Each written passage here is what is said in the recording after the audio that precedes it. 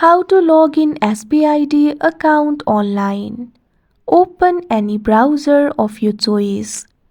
Tap on the search bar. Type in spid.governo.it. Search for it. You'll be led to the official website of SPID. Scroll down. Tap on the option Login with SPID. Once you do that, you can see various platforms over here. Tap on the option of your choice. After that, you'll have to enter your credentials in order to log in. Tap on the field of username. Enter the username over here. Tap on the field of password and enter the password. If you have forgotten your password, tap on the option Forgot Your Password that you can see on the screen. After that, you'll be able to recover it.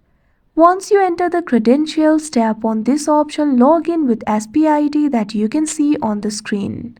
Follow through the prompts and you'll be logged in to your account.